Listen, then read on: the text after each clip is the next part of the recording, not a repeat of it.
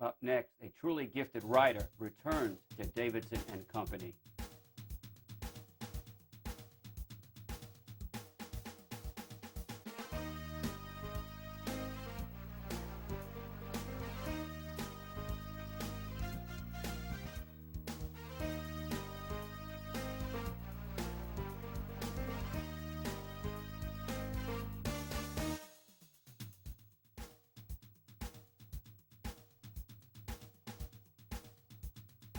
Welcome to another edition of Davidson and Company. My guest, Darrin Strauss, is the best-selling author of 3 previous novels. Darrin's books have been translated into 14 languages and published in more than 20 countries. Here to discuss his memoir, Half a Life. And Darrin, welcome back to the program. Thanks for having me back. It's always a pleasure. You know, a lot of times we have defining moments in our life, and most times they're kind of minor. As an 18-year-old, and I believe in 1988, what happened to you? I grew up in Long Island. I was a senior at North Shore High School, which is a public school in the Glen Head area.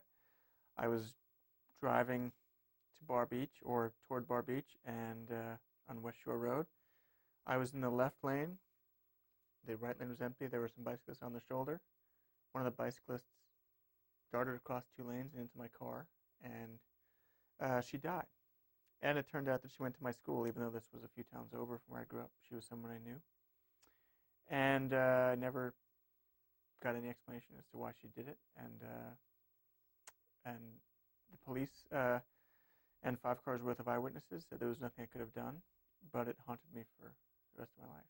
You say the rest of your life. What does it mean to have that defining moment at such a young age? You're on the cusp, going out into the world. You're going to finish high school, you're going to go to college. That's a whole nother level of experiences that you look forward to. Having that moment at that age, how difficult is that? Well, there were things that made it extra difficult. I went to the funeral of the girl, and her parents at the funeral said they would never blame me. They knew I wasn't at fault, but that whatever I did in my life, I had to do it twice as well because I was living for 2 people. I took that really seriously, and I tried to do that, and then a few months after that, they sued me for millions of dollars. So that was tough financially because I was a college kid with probably $600 in the bank and thought I would be maybe in debt for the rest of my life if it went really poorly, the lawsuit. But more than that, it was emotionally tough because I counted on these people knowing that I wasn't at fault, and so that was very difficult when they having said they wouldn't blame me to suing me and coming after me like that. So why this memoir now? There have been a lot of memoirs out there. I sat down a long time ago with Jeanette Walls, The Glass Castle, probably one of the most successful memoirs of all, but the New York Times bestseller list forever and ever and ever. For you, after so many years have passed, you're a terrific writer of fiction. Why a memoir? Well, I thought I would never write it. I'm not a huge fan of memoirs, to be honest with you. I'm a fan of novels, and I like writing fiction. I think this will probably be the only memoir I write. I sort of ran from this story and thought I would just write novels, and I didn't want to make my reputation on this story. Certainly, I didn't want to do anything exploitative. I actually did this book with a smaller publisher than I usually work with. Right. One of the reasons was I didn't want people to say I did it for the money. I mean, they didn't really pay me for this book. But my wife and I had kids. I have twins who are 3 years old. And so when I was 36, my wife was pregnant, and I started thinking again about the accident in a way I hadn't before. I realized kind of more viscerally how difficult it would be to lose a child in that way, and I sympathized with her parents even more than I had before, probably. And I realized it was exactly half my life ago. And I thought, how have I lived for 2 people? And this is a story I needed to tell. But I actually didn't want to write it as a book. I was writing it for myself. I wanted to just get it on the page and sort of figure out what I thought about it, because the way I figure out how I think about something is I write it, as a writer. And a friend of mine is a guy, John Hodgman, who is on the Daily Show and Right. does a lot of stuff for This American Life. And he said, you should give it to my friend at This American Life. So I thought, I'll get it off my chest. I read it at This American Life and thought that would be it. But I got hundreds of emails of people who were going through grief of some kind, people from car accidents, people who weren't even in car accidents, someone who was coming back from Iraq and suffering from post-traumatic stress, and they just said it was very helpful to them to have a book where this was examined, how we grieve, how we try to get over things. But also, I realized that I found out in the research of the book that there are thousands of these accidents a year called dart-outs, where the Right. driver's not at fault. And it's never really been written about, and I thought, the 18-year-old me would have really benefited from a book like this. So I kind of wrote it for the 18-year-old self that didn't have something to help him deal with this. You mentioned the 18-year-old self. Mm-hmm. You sound sophisticated when you're 18. You look sophisticated. You're on the cusp of going out into the great world. Reality, in terms of science, the brain is still developing to the age of 25. So there are some gaps there. There is some immaturity in a sense. You are a very, very mature writer. You have a beautiful hand. It's not purple prose. You have a beautiful hand on language in this book and your previous books. So how is the Darrin Strauss of now get back to the thought process of that 18-year-old, in my interpretation, who's not fully formed yet, to capture those memories, but not make up stuff that's not there in terms of your thought process? That's a really good question. I mean, that was the hard thing, is to remember stuff exactly and not to make stuff up, because I'm a novelist, and so I'm used to having a technique where if I run into problems, I'll make something up and change it. But I really wanted to be respectful to the event and to the girl who died, and to make sure that I was being exactly honest as to what I felt and thought. But the memory was pretty much scarred onto my brain, so I remember the day really well, and the accident and all that stuff. So it was just a question of remembering how I'd acted. I mean, one of the reasons I wanted to do the book, and this was an area where the editor and I of my book had a disagreement, because he thought I was making myself too unlikable. But I thought that's the only reason to do the book. There were things that I did that were inappropriate, thoughts I had that I felt embarrassed about remembering now. For example, when I was at the accident site, I was in shock, I'm sure, not realizing necessarily what had happened. And some teenage girls came over to me because the cars had been stopped, and they said, "Are you in that accident?" And I sort of pretended I was more upset than I was, to kind of flirt with them, which is something that's, really embarrassing to talk about now. I mean, someone lying alone in the street. But I thought, if I'm not hard on myself, if I'm not examining how I had all these inappropriate thoughts, then there's no reason to do the book. It's not an advertisement for Darrin Strauss to say he's a good guy. It's a way to show people that we all have inappropriate thoughts and do things that we're embarrassed about, or I can't tell you how many emails I got from people who said that they laughed at their father's funeral, or that they had something similar where they didn't know why they were acting in this way. So I think getting on the page was helpful for me, but more important, I think it's helpful when anyone can read someone examine grief in a way that's honest. And, it's kind of an uplifting story. I mean, I ended up okay, I think. I mean, there was a girl who contacted me from my high school. Hadn't talked to her in 20 years, and she saw the book reviewed in the Times. And so she said, I heard about you when your first book came out. Someone said, "Did you hear about Darrin Strauss?" And she panicked, because she thought, "Oh no, he's homeless, or he's a drug addict," because she just assumed the accident would have ruined me. But in fact, I've gone on to live a pretty fulfilled life. So in that case, it's uplifting. So in this book, did you back away from your talent? This is the fourth time you sat down with me. Chang-and-Eng, The Real McCoy, and More Than It Hurts You. When Chang-and-Eng came in, I think it was Joyce Carol Oates said you were next gifted young American writer. That's heady praise. There's no sense of that in this book, your accomplishment. So did you make a conscious decision to back away from that? Its book's called Half a Life. The other half of your life, did you back away from that when you wrote this book? Well, I wanted to be honest to who I was, but it wasn't really about any of that stuff. I mean, I think it had to be my fourth book, because it's a hard book to write, and I think I had to be a good writer in order to pull it off. And so I don't know if I would have been ready with my first book. I mean, one of the interesting things, I just hadn't seen some things written about that I wanted to write about, like the performative aspect of grief.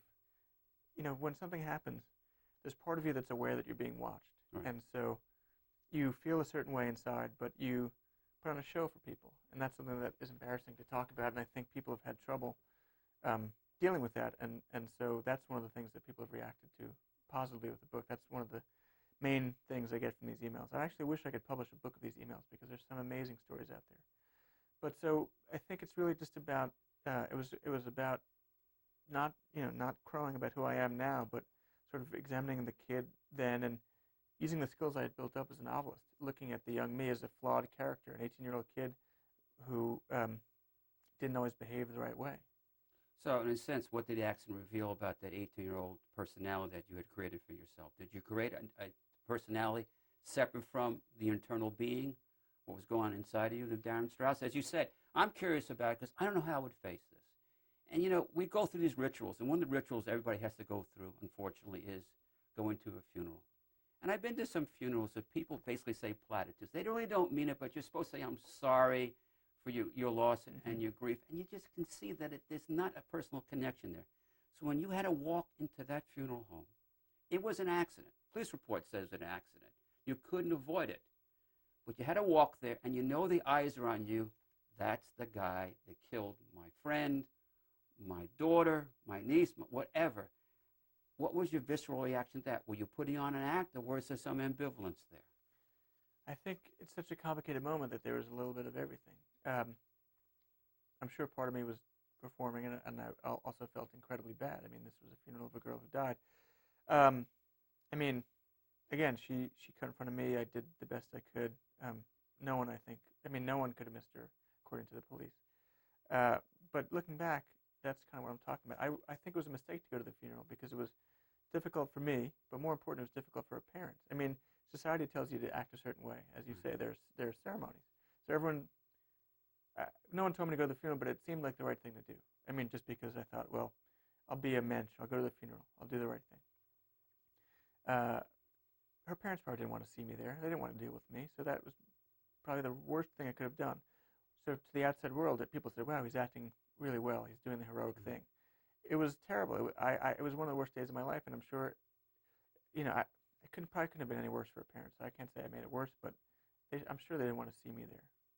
I got a sense from the book that you were a graduate of North Shore High School on Long Island in Nassau County, that you couldn't wait to leave and go to Tufts. When you went to college and you went to Tufts, what was your coping mechanism? Was it going away and just studying hard and being in the library?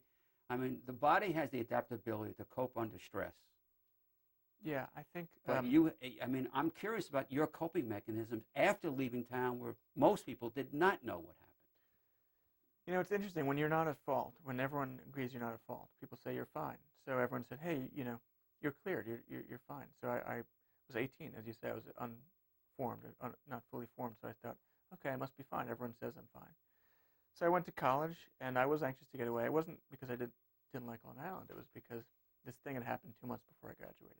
So I looked at college like a witness protection program. I went. I didn't tell anybody. And that's the way it continued for years. I mean, I told women I dated, I guess, a few of them. But good friends didn't know this. And so when it came out on NPR, and then it was excerpted in GQ, and then when the book came out, again, I've been pretty lucky with the reviews. So I keep getting calls from people who said, well, how can you not tell me this? I just thought, well, it wasn't anyone's business but mine. And I just wasn't ready to tell it before. It was a secret. I think another reason I wrote the book is I wanted to let people who are grieving know that the natural thing is to make a secret, is to keep a secret. But in fact, keeping it aside is not helpful. Figuring out how to tell it and when you're ready to tell it is, I think, helpful to people. Joan Baez has a song we actually had at my wedding called Forever Young. It's a beautiful song. Written by Bob Dylan, I think. Yes. And of course they had a close relationship in some of their formative years too. And I think of that song, and I think of the song when the rock musician Eric Clapton's son fell out of a window and died. Yeah. In some minds, the girl in your story, Celine, and Eric Clapton's young son are going to be forever young because that's the image that's being captured. When somebody's going to be forever young in memory, it's almost like in your particular case, that girl is going to be like the first girlfriend most of us have. They're always going to be a part of our lives. So when they're pictured as young and the future's ahead of them, and it's never going to change that image, how do you deal with it? How did she always, in a sense, for a long time, be part of your life, whether you wanted to admit it or not? Well, I say in the book she's 16 and she always will be. She's been with me at every big moment. When my wife got pregnant, when I got married, when I had my kids, I thought of her because I realized I was able to experience these things and she wasn't. It's funny. I mentioned in the book that she wrote in her journal before she died that she knew she was going to die. She wrote it the day before she died, I think.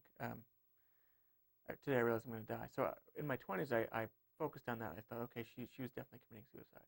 And now I realize, I don't know. That's the kind of thing adolescents write all the time. But then again, I got an email from a friend of hers the other day, someone I never knew who knew her, and said she was convinced that she committed suicide because she was obsessed with death. But the thing is, I don't know these things. It's not really the part of the story that affects me. I really wish and hope she wasn't committing suicide because it would be very sad.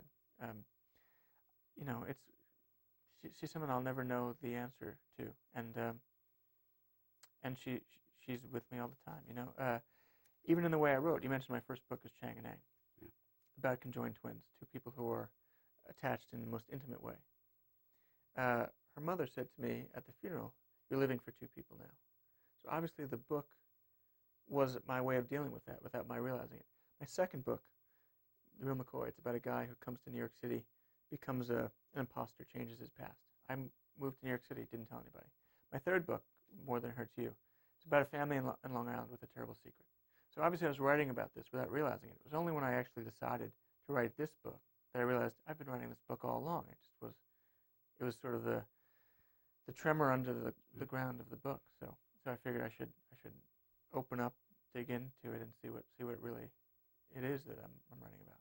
You mentioned 3 very successful books. And here's what surprises me, and I'm going to be crass for a moment if you permit me. Right now, books need a hook to get out there to get publicity. Mm-hmm. There were people that knew your story. After all that, I never knew your story. Never had an inkling of this story. I'm not surprised. We've done interviews, but we don't hang out together. But I know people that know you, and you highly respect. You have a lot of friends in the literary world. I am surprised when these books came out, they didn't portray you. Somebody released it and leaked it to the media. Darrin Strauss has a story, a bad boy story, a past. Because in a sense, I hate to say this, but in marketing, that's a hook to sell books. How come this story never, your friends knew from growing up with you, they knew that your books were published.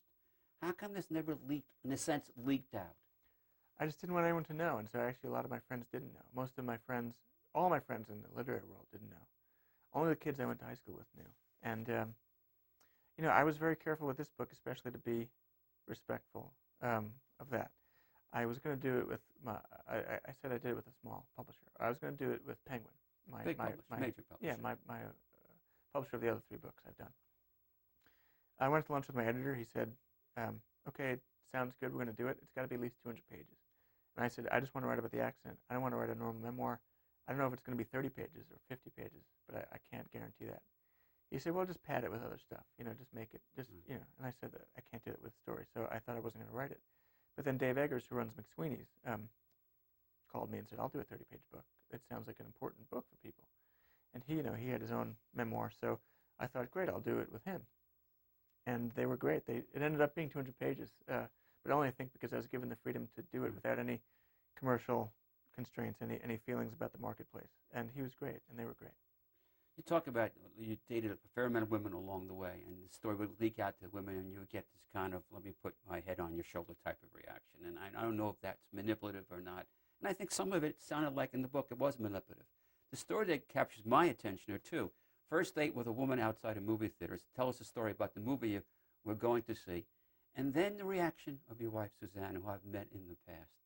Those are 2 very illuminating stories that I liked about the part of the book. It kind of made you, in a sense, own up. In the past, you could have gotten away with some stuff.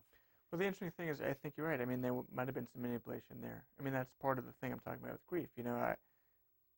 You think 100 things when you're going to tell someone a story, and one of them is, am I going to look good? And if you're just starting to date a woman and you tell her, I mean, how is it going to make me look? Is it going to make her tender toward me and all this stuff? So it was unhealthy, I think.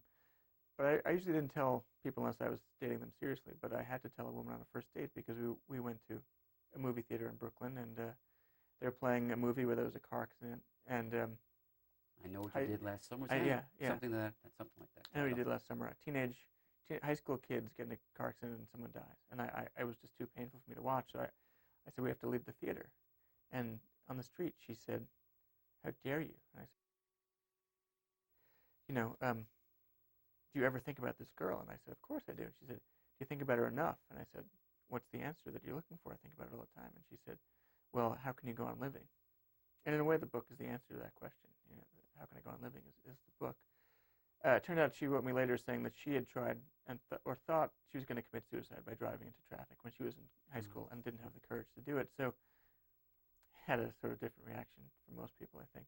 My wife was very clear-headed about it. She just said, okay, this is something you've got to deal with, and we've got to deal with it together. And she didn't get overly sentimental. She just sort of thought this is a problem of ours, and you should look at it. She's probably the healthiest psychologically of any person I know. So she's a very good wife. Did she want you to go to therapy? You had one therapy story right after the accident. You went to a doctor, and it involves a Porsche and everything else, and I think you're placating him. So I'll let people read the book unless you want to amplify that. But I'm curious about, did you go through the process of therapy? Because you think you can deal with it, and I think your wife had a feeling that maybe you need some help dealing with as the years went by. I had bad experiences with therapy. As you mentioned, there was a guy who took me in his Porsche where the accident happened. I think he just wanted to show off how fast his car could go. And this was like a week after the accident. So that was not the best advertisement for the profession. So I didn't really go back to it. And then in my late 30s, in my early 30s, I went back to it.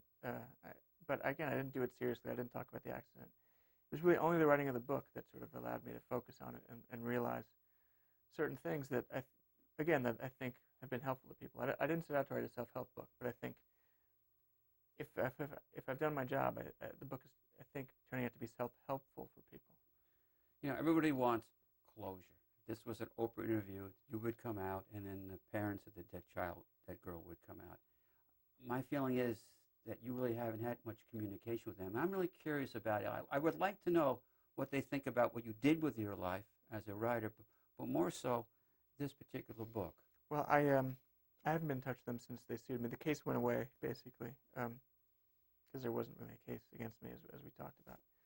But, I didn't bear them any ill will, of course. I mean, they were vulnerable, and I think they were preyed upon by a really scummy lawyer. I thought I was going to be a lawyer until this happened. And Really? It turned me off to that profession, too. But I haven't talked to them. But I thought, okay, the book is going to be a news day. I should write them. And so I wrote them a letter and mailed it to them, just warning them the book was coming out and saying, I think about you all the time. I haven't heard from them. But, it's interesting. I wrote the book, and I think I am in a pretty good place with the accident. But the act of just Googling them, trying to find their address, and writing the letter and sticking it in the mailbox, all those things were so hard. In a way, it was harder to write that letter than it was to write the book. If Scott Fitzgerald said there's no second act in America, I believe, is this book Darrin Strauss' second act in terms of where your life is going forward? I don't know. I mean, you mentioned closure before. I think closure is kind of a dicey concept because these things affect us, and so to say we close the book on them, I think, is facile. It's too easy. The key is to admit that it changed you and look it squarely in the eye and just say, it's going to change me, but it's not going to break me. It's not going to ruin me. It's not going to define me, but it certainly will change me. So how has it changed you physically? Obviously, it had to affect you psychologically and emotionally. I believe when reading this book, there was a physical toll that you went through. There's a story about you having problems with your stomach, ending up in Cabrini Hospital. Yeah, so what happened there? Everyone told me I was fine, and I kept it inside, and I thought I was fine. But in my late 20s, I had stomach surgery. My hair went gray pretty early, so I had all these stomach ailments. I think I was, to use the psychological cliche, I think I was swallowing a lot of grief and guilt, and so had stomach surgery, and I feel much better now because I think I dealt with this problem with examining it. The real lesson for me with the book is not running away from problems, not hiding them, but facing them. And I'll tell you quickly, I think we're probably running out of time, but there's a diagnosis called complicated grief disorder that I just found out about. And the therapy for that is making a tape, saying what you're sad about, and playing it over and over every night for 6 weeks, which sounds like torture, but it's a way of getting control over it, because if you can turn on the tape, turn it off, then you have control over the story. And I think I stumbled into that.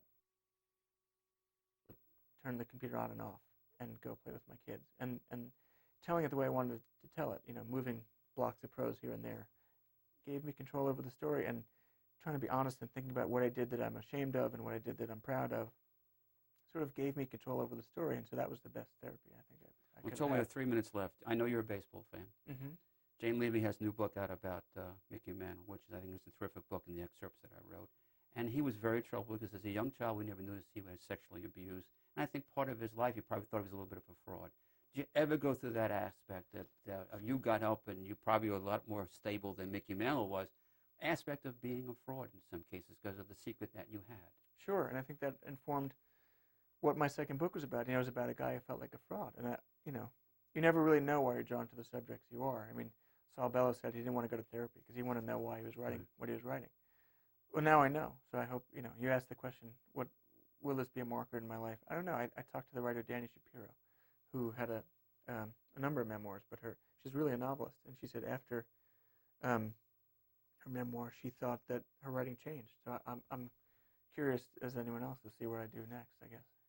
A little bit of time left, probably a minute and a half, 2 minutes. I'm going to turn the tables on you. Is there a question that should be asked that hasn't been asked of you in any interview that you've done in context of this book? Well, that's Something that we're missing. Because I know I go home and I should have asked that question, or maybe the question I asked wasn't the proper question. Is there something missing that hasn't been brought up that you would like to bring out, or would you ask yourself? I guess, well, that's a good question. I guess the question is, what's the justification for a book like this? Is it worth telling? Because I really didn't want to be, as I mentioned in the book, someone profiting from misery. And so I think that the answer I'd give myself is that the book is justified, and I wouldn't have written it had it not been for all the people who asked me to write it. When it aired on This American Life, it was just a 14-minute piece, and many people asked me to send them the text of it because they thought it would help someone who was grieving. And then I went back and wrote it, and I realized that I was kind of glib in This American Life. I said at the end of it, I wouldn't want her to, if the shoes were on the other foot, I wouldn't want her to go through life remembering me. I wouldn't want her to go through life traveling with a ghost. And that's not the right answer. I think I was wrong. Right. If I didn't remember her, I wouldn't be fully human, and that's not the way to go through life. Under a minute. So how do you want your children to remember you as they grow up knowing about what you experienced? I thought about them reading this book. They're only 3 now. But they will eventually read it. Yeah. That's a tough question. You can't write worrying about that kind of stuff. I mean, I'm sure when they start riding bikes and all that stuff, it'll be more traumatic for me than other people. But, I don't want this to... I got an email from someone just the other day, one of the many emails I've gotten from someone whose father was in a car accident like this. She said it ruined her and her sister's life because the father never let them forget it, and he was suffering the whole time. So I don't want this accident to touch their life. It's already... it's had its impact on a number of people, so I hope it doesn't touch them at all. One thing I say, I know you touched my life. I think you're going to touch the audience lives. It's always a pleasure to have you in the studio. Thanks very Darrin, much for thanks a having me. lot. It's great to be here. I'm Larry Davidson. For everyone here at Davidson and Company, thanks for coming, and we'll see you next time.